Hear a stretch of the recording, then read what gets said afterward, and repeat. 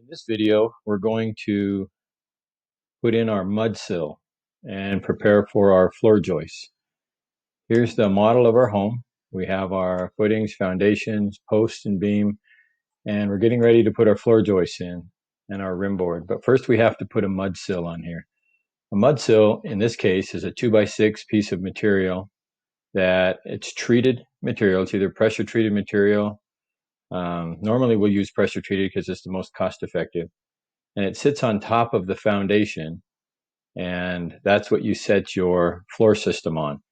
That protects the floor system from the moisture in the concrete. The treated material doesn't rot as quickly as regular lumber would. So we're going to put a mud sill out here, and if we look at the plans for the house, we'll see that we have, let's go to the detail here, and there's going to be a 2x6 pressure treated sill plate. Mud sill plate is the same thing. So we're going to use a 2x6. Now 2x6 is nominal dimensions. So we know that that's really a 2x6 is actually 1.5 inches by 5.5 inches. So we're going to create this piece of wood.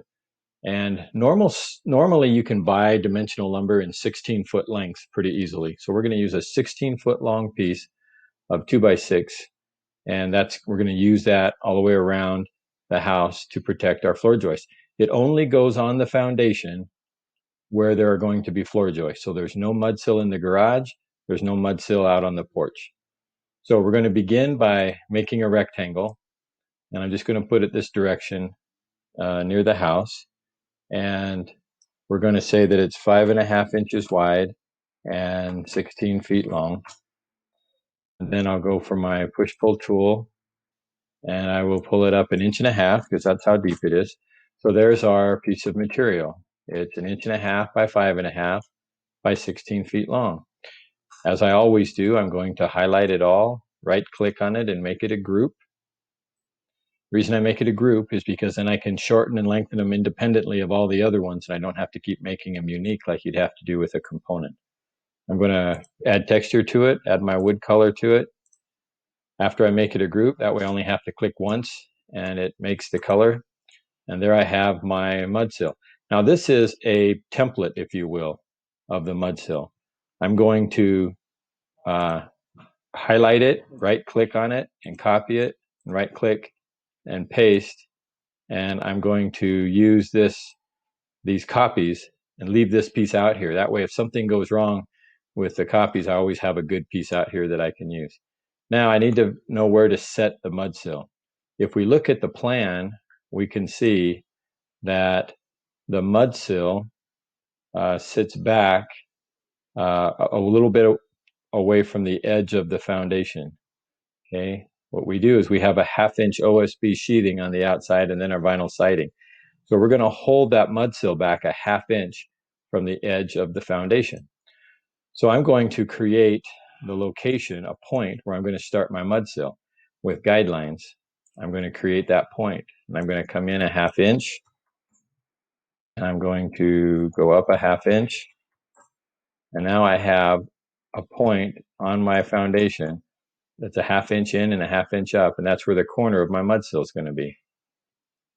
So I'm going to hit the move tool. I've already got the mud sill highlighted, and so I'm going to come over and set that corner right on that intersection. Okay, so there I have my first piece of mud sill in place. Now I'll put another piece of mud sill in place.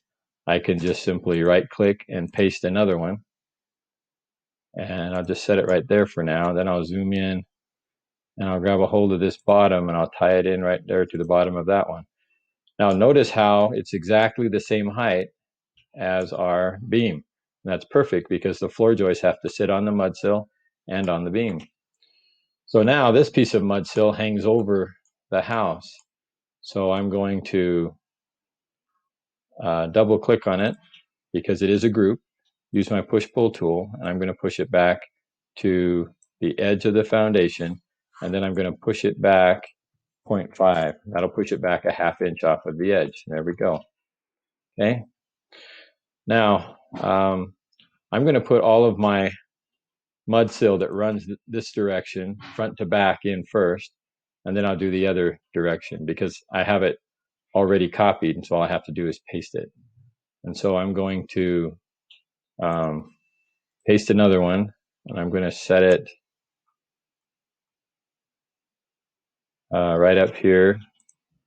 I'm going to paste another one, set it right here, and then I'm going to paste another one, and I'm going to set it right up here for now. Okay, and then I'm going to come back, paste another one just out here somewhere, and then with that one, I'm going to turn it. I'm going to get right down on top of it, and I'm going to find that red cross, and I'm going to turn it so that it is 90 degrees from the first one. Now I can set all of these in place that are going this direction. So I click on it to move it, and I want to move that bottom corner so I can snap it right to the bottom corner of that one. That looks very good. And then now I can bring this other one up that I put in earlier, and I can highlight it and go say move, and I can bring it up. Actually, what I want to do first, I'm going to double click on this one. I'm going to hit my push pull tool, and I'm going to push this face back to where it lines up with that board, because that's how far over I want it to go. Oh, I don't either. I want it to go 1/2 inch. So let's try again. I'm going to push pull, and I'm going to go to the face of that concrete, and then I'm going to push it back 0.5. Now I'm 1/2 inch back from the face of the concrete. Now I can select this one. Oops, I just want to single click on it and move it, and I can move this piece up to where it goes right there. And actually what I'm going to do is I'm going to move that all the way to the front, because I think this piece now I moved it and I made it longer than 16 feet, and you don't want to have a piece longer than 16 feet. So I'll push that back to there. And now I've got it overlapped correctly. So this piece is less than 16 feet. This piece comes up to here. I can move it back. Now I can double click on it and push pull, and I can push that face back to the edge of the concrete. And then I can push it another 1/2 inch. That's in place.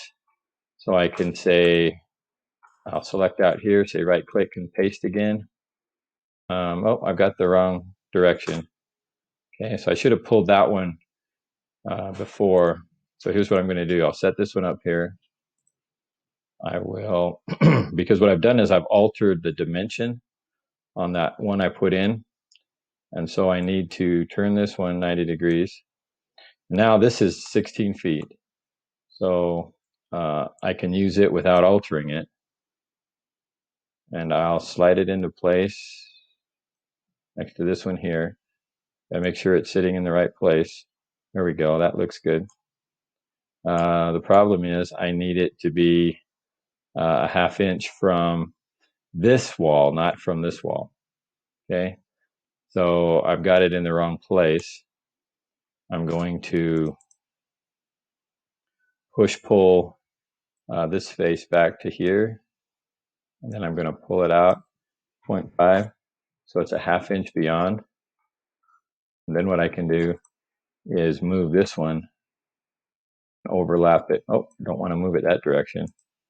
I want to actually click on the member, hit move, grab that corner like that, and then snap it to there.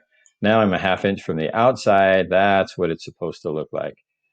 Okay, and now I can use this one. I can right click, copy, right click, paste, and I can set this one up. I'll move that top corner and bring it up here.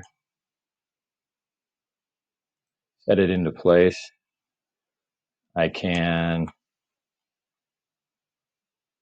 double click on it, push pull, and I can push that face back to the concrete and then push it back an additional 1/2 inch.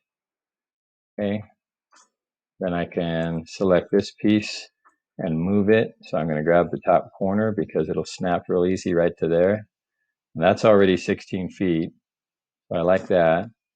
Then this one, I'll move it. I'll grab the top corner and I'll move it and I'll snap it to this one. Like that. Okay, now that's all in place. That looks really good. And then it overhangs a little out the back. So I'll double click on it, push pull, push it back to the face of the concrete, and then push it back another 1/2 inch. Okay, that looks really good. All I have now is this last side to put on. So I right click and paste, and I'll come down and I'll snap that top over to the top of that one. And then I'll right click and paste. And I'll snap the top. Oh, it already snapped. That's pretty cool. And then I've got one more little piece to do. So I'll right click and paste. And I will snap that top to right there. And then all I have to do is shorten that piece. So double click. Oops, I'm in the move command here. So I'll delete that. I'll double click, push pull, push that face back here somewhere, and then zoom in so I can grab that face and push it back to the inside of that board. Okay, now I have my mud sill all the way around the house where it needs to be, and we're ready to do our rim board.